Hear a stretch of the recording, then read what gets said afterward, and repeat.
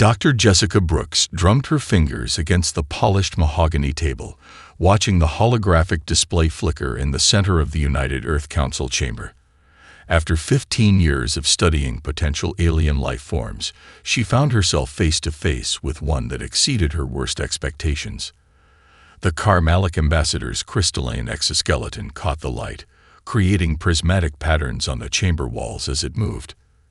Your species, the ambassador's translation matrix conveyed in perfectly clipped English, has been deemed insufficient for independent governance. The Carmalic Empire requires your immediate surrender and integration into our superior civilization. Jessica glanced at Admiral James Walker, noting how the veteran's jaw tightened. She'd worked with him since first contact preparedness was established, and she'd never seen him this still. It was the kind of stillness that preceded a storm. The ambassador continued, mandibles clicking in what their cultural briefings had identified as contempt. Your technological level is barely sufficient for interplanetary travel. Your military capabilities are. A pause, followed by a chittering sound their linguists would later identify as laughter. Negligible. Submit now, and we will ensure a peaceful transition. The council chamber erupted in murmurs.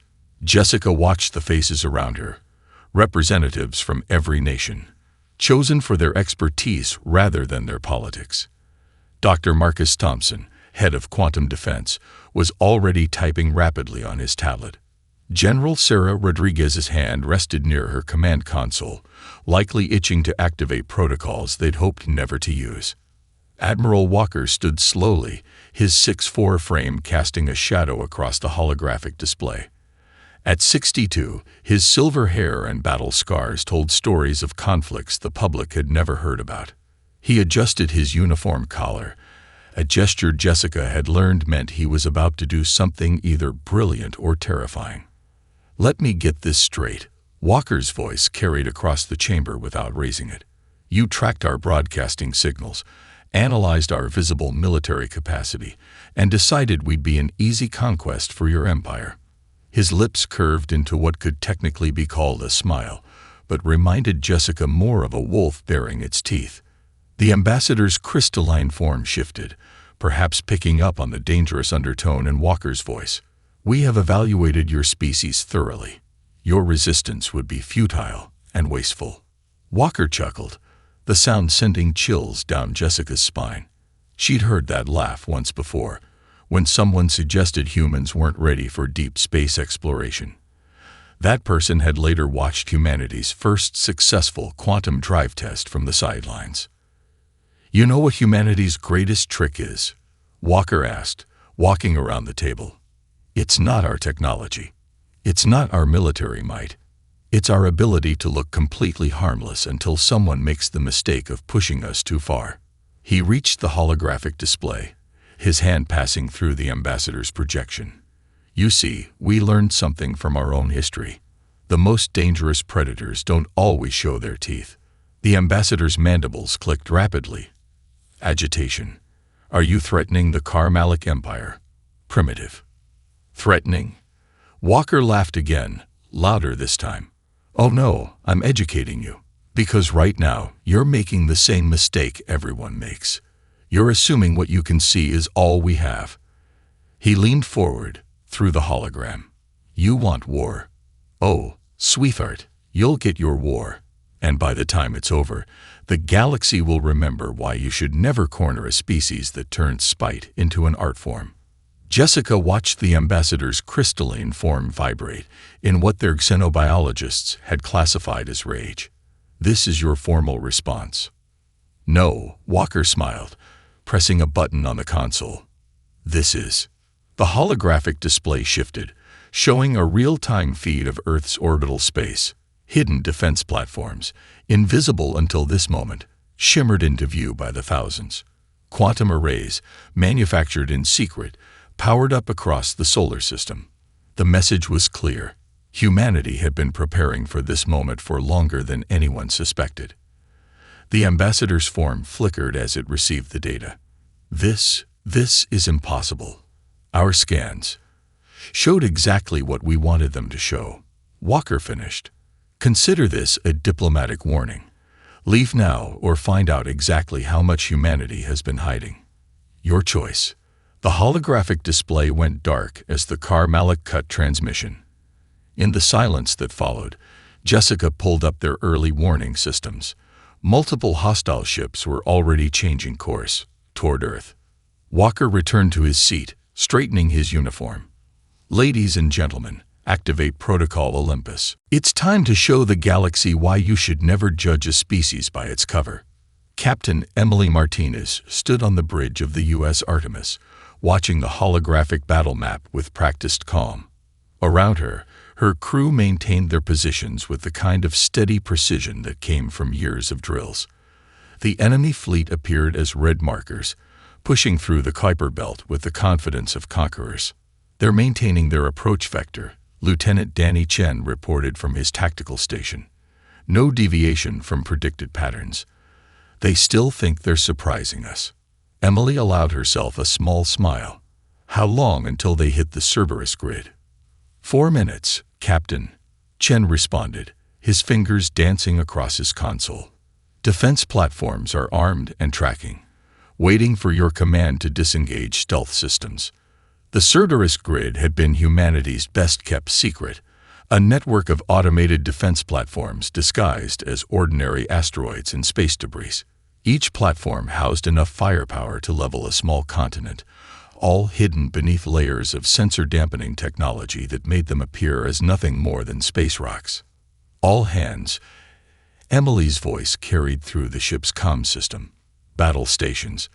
This is not a drill. I repeat, this is not a drill. The lighting shifted to combat red as her crew secured their stations. In the corner of her eye, Emily caught sight of her first officer, Commander Jack Reynolds, reviewing the final system checks. The Carmalic fleet just passed Neptune's orbit, Reynolds reported. Their command ship is broadcasting. They're demanding our surrender again. Emily straightened her uniform. Send them our standard response package. Reynolds grinned as he transmitted the file. A compilation of humanity's favorite action movie one-liners, ending with "Welcome to Earth." The Psychological Warfare Division had argued for hours about which quotes to include. 2 minutes to grid contact, Chen announced. Enemy fleet is accelerating. They're launching fighter screens. Emily watched the tactical display update. The Carmalic were following textbook invasion procedures, spreading their forces in a standard conquest formation. It would have been impressive if it hadn't been so predictable. Command is confirming. Operation Falling Star is green-lit, Reynolds said, his voice tight with anticipation. Grid activation on your mark, Captain. Emily took a deep breath, remembering all the simulations, all the preparation. Humanity had spent decades preparing for this moment, turning their entire solar system into one massive trap. 30 seconds, Chen counted down. Enemy fighters are taking point position. Send the activation codes, Emily ordered. Light 'em up. The battle map exploded with new markers as thousands of defense platforms simultaneously dropped their stealth fields. The Carmalic fleet, caught completely by surprise, broke formation in confusion. Grid weapons are hot, Chen reported, excitement creeping into his professional tone. Multiple target solutions acquired. Firing solutions locked. Emily's voice was steel. Execute. The void of space lit up like daybreak. Railgun platforms accelerated chunks of metal to relativistic speeds. Quantum-linked weapon arrays fired in perfect synchronization. Space itself seemed to burn as humanity's hidden defenses revealed their full fury. The Carmalic's front line disappeared in seconds. Their fighters, caught between waves of fire, didn't even have time to evade. The main fleet attempted to regroup, but they were already trapped in humanity's killing field. Enemy fleet is attempting to retreat, Reynolds reported. Their formations are breaking down. We're detecting multiple reactor breaches. Casualty report, Emily asked, watching the chaos unfold. Initial estimates show 43% of their fleet destroyed in the first wave, Chen answered. Another 20% are critically damaged. They're losing cohesion fast, Captain. Emily nodded, watching as the mighty Karmalic Armada fell into disarray. Launch our interceptors, don't let them regroup, and get me a channel to command. The holographic display shifted, showing Admiral Walker's face. He looked grimly satisfied.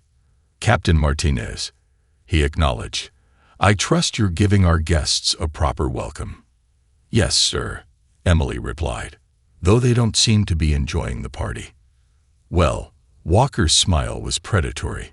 That's the thing about humanity, Captain. We've gotten very good at throwing surprise parties. Proceed with Phase 2. Let's show them what happens when they mistake preparation for weakness. As the transmission ended, Emily turned back to the battle map. The remaining Karmalic ships were scattering. Their perfect formation dissolved into chaos. Phase 1 had been about showing them humanity's teeth. Phase 2 would teach them why every predator in Earth's history learned to fear the primates who looked so harmless until they struck. Commander Ryan Cooper crouched in the command chair of the U.S. Wasp, one of humanity's newest Cosmic Hornet-class vessels. His ship, barely larger than an old-world destroyer, hung silently in the shadow of a tungsten-rich asteroid. Around him, scattered through the belt like angry wasps in tall grass, 40 other Hornet-class ships waited. Contact, whispered Lieutenant Amanda Reeves from her sensor station. Karmalic supply convoy, right on schedule. 8 cargo vessels, 2 escort frigates. Ryan allowed himself a predatory grin. After the disaster at the Cerberus grid, the aliens had learned to avoid major shipping lanes. Unfortunately for them, humanity had spent centuries perfecting the art of asymmetric warfare. All ships, maintain emission control, he subvocalized through the quantum-linked command net. Remember your training. We're not here to fight fair. We're here to win. The Karmalic ships moved with precision, their formation perfect according to their military doctrine. Ryan had studied their patterns, learned their blind spots. The aliens' biggest weakness was their inability to imagine warfare outside their rigid parameters. Target designations assigned, Reeves reported. Mining charges are in position. Those mining charges were another example of human ingenuity. Standard asteroid mining explosives, modified with military-grade directional shaping charges. The alien scanners registered them as routine mining equipment, right up until they detonated. Execute Pattern Delta, Ryan ordered. Let's remind them why they should fear the dark. The first explosion caught the lead escort completely by surprise. The modified mining charge ripped through its shields, designed to stop military weapons, but not industrial mining equipment. Before the Karmalic could react, 3 more charges detonated, creating a kill zone of hypervelocity shrapnel. WASP actual to all ships. Break cover and engage. Maximum Chaos Protocol. The Cosmic Hornets lived up to their name. Small, agile ships burst from hiding places throughout the asteroid field. They struck from multiple angles, their attack patterns seemingly random but carefully choreographed to create maximum confusion. They're trying to form a defensive sphere, Reeves called out, excitement evident in her voice. Standard Karmalic response, just like the simulations. Ryan nodded, watching the enemy ships cluster together. Perfect. Lieutenant Rodriguez, show them why that's a mistake. Release the swarm. Thousands of microdrones, each barely larger than a coffee can, launched from the human ships. Another civilian technology repurposed for war. Automated mining surveyors converted into weapon platforms. The Karmalic's tight formation, meant to maximize their overlapping shields, just made them a better target. Their admiral is demanding we fight honorably, Communications Officer Mike Chang announced, amusement clear in his tone. They're calling us cowards for not facing them in direct combat. Send them my response, Ryan ordered, watching as his forces systematically dismantle the alien convoy. Tell them, honor is for parades. We're here to win. The battle, if it could even be called that, lasted less than 15 minutes. When it ended, 8 cargo ships and 2 frigates of the mighty Carmalic Empire had been reduced to scattered debris by ships they considered barely worth noticing. Damage report, Ryan asked, already knowing the answer. Minor shield depletion on the U.S. Yellowjacket, Reeves reported. No casualties. No significant damage. We're already salvaging useful materials from the wreckage. Ryan opened a channel to all ships. Good work, everyone. The Carmalic wanted to see humanity's military might. Instead, we're showing them something far more terrifying. Human ingenuity. Every defeat like this forces them to change their tactics, and every change moves them further from their comfort zone. He paused, looking at the debris field that had once been a proud alien convoy. They came expecting to fight soldiers. Instead, they're fighting humans who've turned thousands of years of warfare experience into an art form. Let them learn what every empire before them learned. Never underestimate a species that turns survival into an extreme sport. As his ships vanished back into the asteroid field, Ryan couldn't help but smile. The Carmalic would adapt, of course.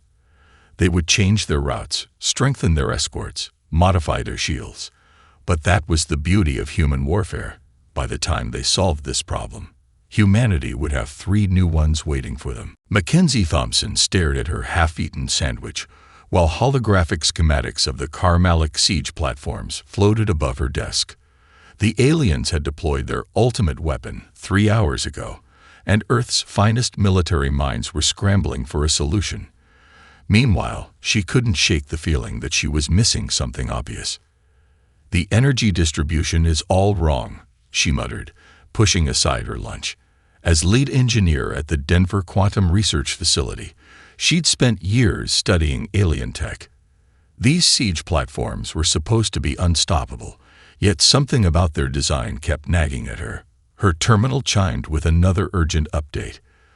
3 platforms had entered Earth's atmosphere, their shields shrugging off conventional weapons. The Carmalic were broadcasting their victory across all frequencies, certain that humanity would finally kneel before their superior technology. "Hey, Pete," she called to her assistant. "Bring me the specs on those modified weather satellites we scrapped last month." Peter Jenkins hurried over with the requested data, his expression confused. "The failed climate control project. What about it?" Mackenzie's fingers flew across her holographic interface, overlaying the satellite schematics with the alien siege platform data. "Look at the resonance patterns. Their shields operate on a quantum frequency that's almost identical to our atmospheric manipulation attempts." "But those satellites failed," Pete pointed out. "The energy requirements were too high for sustained operation." A grin spread across Mackenzie's face, the same grin that had preceded her revolutionary work on fusion containment. "Exactly. We couldn't sustain it. But we don't need to sustain anything. We just need one good punch." She grabbed her comm unit, bypassing standard channels to reach military command directly. "This is Engineer Thompson. Get me Admiral Walker. I know how to bring down those platforms." 10 minutes later, her lab's main display showed a crowded emergency conference room. Admiral Walker stood at the center, with Dr. Jessica Brooks and various military officials around him. "You're telling me we can take down their ultimate weapon with broken weather satellites?" Walker asked, his expression a mix of hope and skepticism. "Not broken. Repurposed," Mackenzie corrected, bringing up her calculations. "Their shields are perfect, and that's their weakness. Perfect means predictable. We tune the satellites to match their shield frequency and overload them. It's like pushing a swing at exactly the right moment to make it go higher." Dr. Brooks leaned forward. "But the energy requirements would burn out the satellites after one shot," Mackenzie finished. "But that's the beauty of human engineering. We don't need perfect. We need good enough to get the job done." Walker's eyes lit up with understanding. "How many satellites do we need?" 342 in specific positions. We'll only get one shot, but that's all we need. The resonance cascade will create a chain reaction through their entire shield network." "Do it," Walker ordered. "You have whatever resources you need." The next 2 hours were a blur of activity. Engineering teams worldwide coordinated to modify weather satellites that had been considered failures. Mackenzie's redneck engineering solution, as some called it, was humanity's best hope. As the final satellite moved into position, Mackenzie stood in her lab, surrounded by holographic displays. The siege platforms loomed over major cities, their weapons charging for a decisive strike. All satellites showing ready, Pete reported. Energy levels at maximum. Mackenzie took a deep breath. Remember, folks, we're not trying to win any beauty contests here. We're just gonna hit them harder than they think possible. Execute. The sky lit up as hundreds of satellites fired simultaneously. The perfect Karmalic shields, designed to be impenetrable, became their own worst enemy. The resonance cascade tore through their defense network like a tsunami through a paper wall. One by one, the mighty siege platforms fell from the sky, their shields collapsing under the assault of repurposed weather satellites that had been deemed too imperfect to use. Admiral Walker's voice came through her comm. "Outstanding work, Engineer Thompson.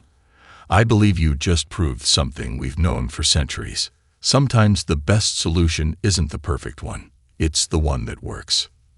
Mackenzie finally took a bite of her forgotten sandwich, watching the last platform crash into the ocean. "That's human engineering for you, Admiral. We don't do perfect. We do possible." Kevin Anderson hadn't slept in 36 hours, but the 5 empty energy drink cans on his desk suggested that wasn't going to change anytime soon. His office in the Pentagon's Cyber Command Center looked like a museum of computing history. Modern quantum terminals sat alongside ancient computers running Windows XP and even older systems that still used punch cards. "They're starting another attack wave," announced Sarah Wilson, his second-in-command and former White Hat hacker. "Same vector as before. They really don't learn, do they?" Kevin grinned, watching the attack unfold on his primary display. The Karmalic Cyber Warfare Division was supposedly the best in the galaxy, their systems a triumph of unified, standardized perfection. They'd expected to slice through Earth's primitive digital defenses like a plasma torch through butter. Instead, they'd run headfirst into humanity's greatest defensive asset, pure, unrelenting chaos. "How many different operating systems are they trying to crack now?" Kevin asked, taking a sip from his 6th energy drink. "I count 16 mainstream ones, 47 custom variants. And," Sarah paused, laughing, "someone's actually defending their sector with a modified Nintendo GameCube. It's working too." The main screen showed the Karmalic attack propagating across global networks. Their code was beautiful in its efficiency, perfectly optimized to breach any standardized defense. Unfortunately for them, humanity had never managed to standardize anything. "They're hitting the financial sector again," reported Mike Chong from his station. "Running into the Cobiola systems. 3rd time this week they've had to retreat from code written before the moon landing." Kevin nodded, remembering his briefing with Admiral Walker months ago. "Our greatest weakness is our greatest strength," he told the Admiral. "They can't defeat what they can't understand, and they'll never understand why we have 50 different ways to accomplish the same task." "Sir," called out Lieutenant Rebecca Foster. They'd broken through the outer firewall of the European Defense Network. "Right on schedule," Kevin smiled, entering a command sequence. "Release the honeypot." Across the room, screens lit up as the trap was sprung. The Karmalic had finally breached what they thought was Earth's primary defense network. In reality, they'd fought their way into a carefully constructed false environment, filled with corrupt code fragments and viral packet bombs. "They're downloading what they think are our defense protocols," Sarah reported, her fingers dancing across her keyboard. "Implementing Operation Reverse Uno." Kevin watched as the trap closed. The Karmalic's perfect, standardized systems began absorbing corrupted human code. Their unified networks, designed for maximum efficiency, became their own worst enemy as the infection spread unchecked. "Sir," Mike called out, "we're detecting massive system failures across their fleet. Their standardization is working against them. They can't isolate the infected systems fast enough. Kevin opened a channel to military command. Admiral Walker, Phase 5 is complete. Their cyber warfare division just learned why humanity never fixed our fragmented digital infrastructure. Walker's voice came through, tinged with amusement. Good work, Anderson. How long until they recover? That's the beautiful part, sir, Kevin replied, watching the chaos spread through enemy systems. They'll have to completely rebuild their network from scratch. Our primitive viruses are rewriting their base code faster than they can purge them. They wanted to see humanity's digital capabilities. Well, now they're getting a crash course in why standardization isn't always the answer. He turned to his team, pride evident in his expression. Ladies and gentlemen, we just won a cyber war with code so old it predates spaceflight, running on systems held together with virtual duct tape and digital string. The Karmalik learned today that sometimes the most dangerous opponent isn't the one with the most advanced technology. It's the one whose technology is so chaotic it defies conventional attack. As alerts of failing alien systems continued to flood their screens, Kevin finally allowed himself to relax slightly. The Karmalik had expected to face an inferior cyber defense network. Instead, they'd discovered that humanity's digital infrastructure was like humanity itself: messy, chaotic, resilient, and impossibly hard to defeat precisely because it refused to follow anyone else's rules. Marine Lieutenant Ashley Parker crouched behind a fallen column on one of the Karmalik's forward bases on Mars, wondering how a routine reconnaissance mission had turned into first contact with an alien resistance movement. The young Karmalik standing before her was barely the equivalent of a teenager, crystalline exoskeleton tinted with bands of rebellious color that would have given their elders fits. Please, the alien whispered in surprisingly good English, I need more of your, what do you call it? Rock music. Ashley tried to maintain her professional demeanor, but couldn't help smiling. 3 months ago, intelligence had discovered that their broadcasts were penetrating Karmalik communications. Instead of blocking them, Command had decided to increase the signal strength. No one had expected this result. How many of you are watching our feeds? She asked, her tactical display showing her squad maintaining a secure perimeter. Thousands. The young alien's mandibles clicked excitedly. We have secret viewing groups. The elders say human culture is primitive, but we've seen your movies, your art, your dances. You have so much freedom. Ashley's comm unit buzzed. Lieutenant, we got incoming patrols, Sergeant Mike Roberts warned. 2 minutes out. She made a quick decision. Here, she handed the alien a quantum-encrypted data chip. Music, movies, social media feeds. Everything you asked for. But I need something in return. Anything. The young Karmalik practically vibrated with excitement. Information, base layouts, patrol schedules, and most importantly, spread what you learn. Show others. The exchange was made in seconds. As Ashley's team melted back into the Martian shadows, she contacted Command. Lieutenant Parker to Intelligence Division. You're not going to believe this, but I think we just weaponized TikTok. 24 hours later, she stood in a briefing room back on Earth, facing Admiral Walker and a team of cultural analysts. The data she'd recovered was displayed on multiple screens. It's not just entertainment, Dr. Jessica Brooks explained, highlighting patterns in the intelligence. The Karmalik youth are absorbing human concepts of individuality, creativity, and personal freedom. Their rigid social structure has no defense against music videos and social media influencers. Walker studied the reports. They're painting their exoskeletons in unauthorized colors. That's just the start, Ashley added. They're organizing flash mobs in military facilities, creating their own versions of human dances. Some are even attempting human-style art. Their elders are losing control of the younger generation. Yesterday, a group of Karmalik workers sabotaged a munitions factory by organizing a spontaneous dance competition, Brooks continued. When security forces arrive, The workers claimed they were practicing cultural appreciation of their enemy. The guards couldn't determine if it was rebellion or not. And this morning, Ashley pulled up a new report. We confirmed our first official defector. A young Karmalic artist requested asylum, bringing with them a collection of Earth-inspired crystal sculptures and what appears to be a handmade electric guitar. Walker leaned back, a rare smile crossing his face.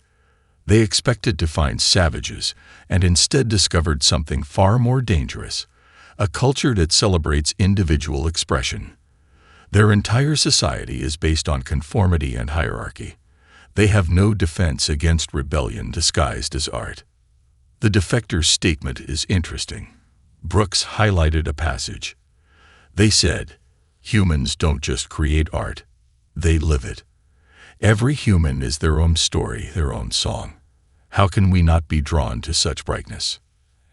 Ashley's comm unit chimed with a new update.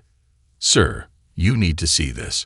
Someone just leaked footage of a secret Karmalic rock concert in their capital city. The young ones are calling themselves the Cultural Revolution."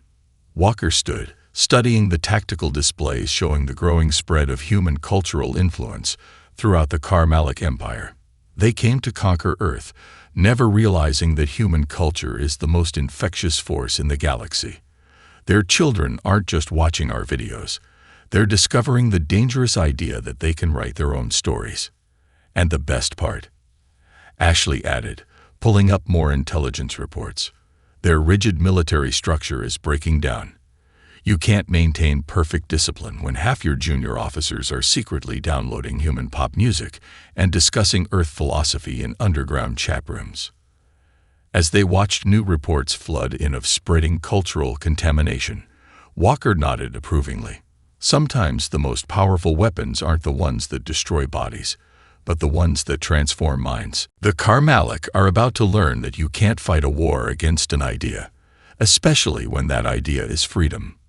Dr. Michael Harrison hadn't left his underground laboratory at the Quantum Physics Research Center for 3 days. Empty coffee cups littered his workspace while holographic equations floated around him like ethereal butterflies. The Karmalic had launched their final offensive, throwing everything they had at Earth in a desperate bid for victory. "The gravitational calculations are solid," he muttered, watching as another simulation ran its course. "We just need more power." "More power isn't the answer," Dr. Rachel Martinez countered from her own station. "We need to think differently. The Karmalic are expecting us to match their energy output. But what if we don't need to?" The massive display wall showed the enemy fleet approaching, the largest armada ever assembled in the solar system. Conventional defenses wouldn't be enough this time. That's why their team had been given carte blanche to attempt the impossible.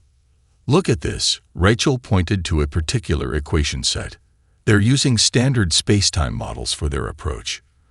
But what if we alter the fundamental constants locally?" Michael's eyes widened as he understood. "We don't need to match their power if we can change the rules they're playing by." "Sarah," he called to their quantum computing specialist, "run a simulation on selective constant manipulation." Sarah Williams, former video game programmer turned quantum physicist, was already typing. On it, using the same principle as the quantum entanglement drives, but reversed.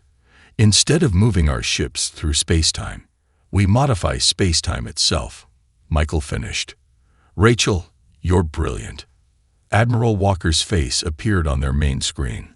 "Please tell me you have something." "The fleet will be in range in 6 hours." Michael straightened, excitement clear in his voice. "Sir, we're about to show the Karmalic why they should have studied human theoretical physics more carefully. We don't just think outside the box. We rewrite the laws of reality." 4 hours later, modified quantum arrays were deployed throughout the solar system. Each one looked like a simple communications relay to enemy scans. The Karmalic fleet pressed forward, confident in their overwhelming numbers.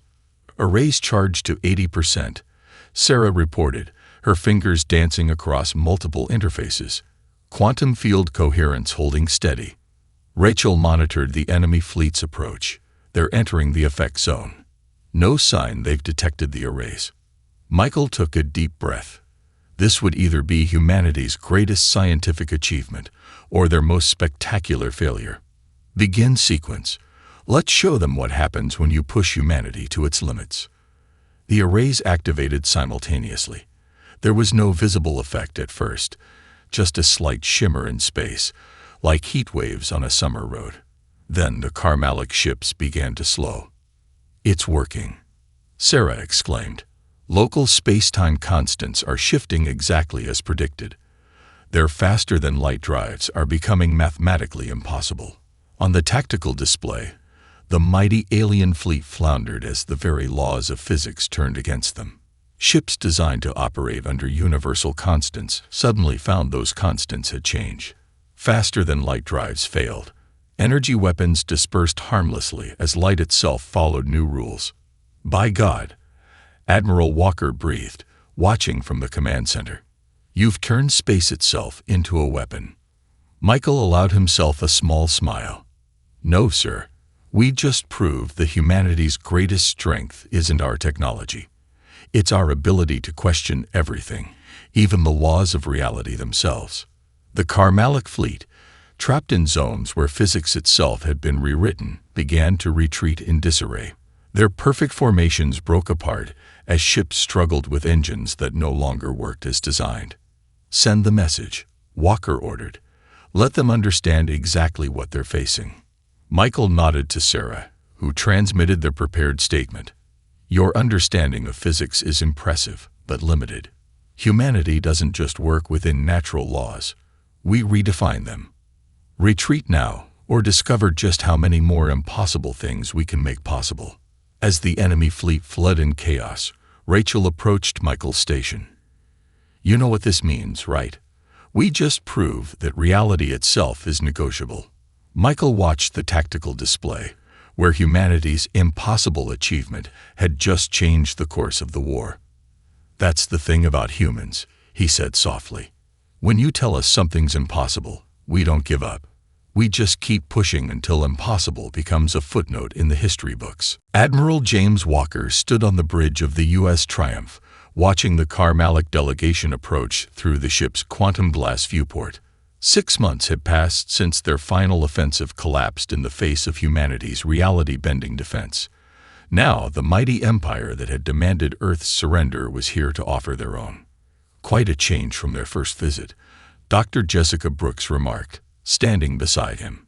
She traded her usual lab coat for a formal diplomatic uniform, her role shifting from sinologist to chief negotiator. "Amazing what happens when you underestimate humans," Walker replied, straightening his medals. Status report. Captain Emily Martinez, newly promoted after her success at the Cerberus grid, checked her display. Commander Cooper's Hornets are in position, cloaked. Engineer Thompson's defense grid is at full power, and Kevin Anderson's cyber team reports all networks secure. We're ready for any surprises.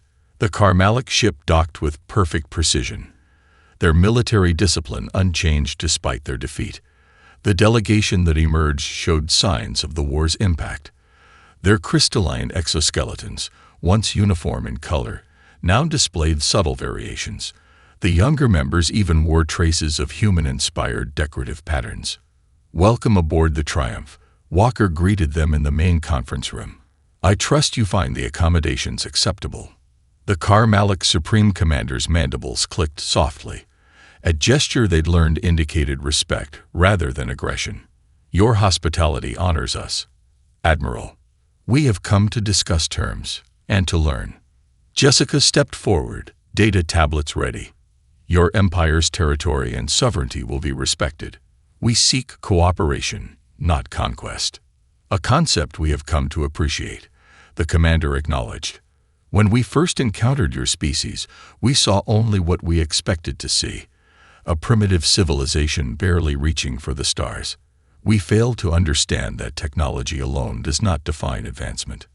Walker nodded. "A common mistake. You saw our different approaches as inferior rather than adaptive." "We believed uniformity meant strength," another delegate added.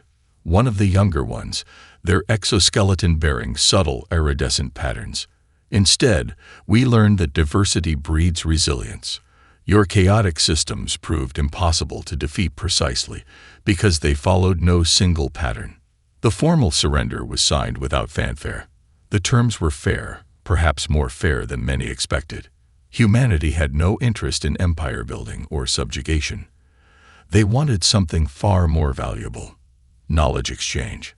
There's already talk of joint scientific ventures, Jessica told Walker as they watched the delegation depart. Their rigid thinking combined with our theoretical creativity. We might reshape the galaxy. Speaking of reshaping things, Walker turned as Lieutenant Ashley Parker approached with a report. "How's our cultural exchange program going?" Ashley grinned. "The underground rock scene on their homeworld has gone mainstream. They're calling it crystal rock.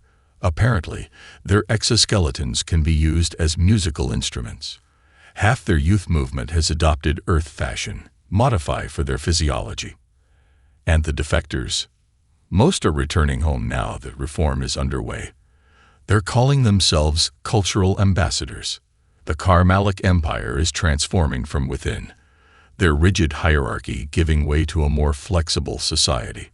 Walker moved to the viewport, watching Earth rotate slowly below. "You know what the real victory was. Not defeating them, but showing them a different way.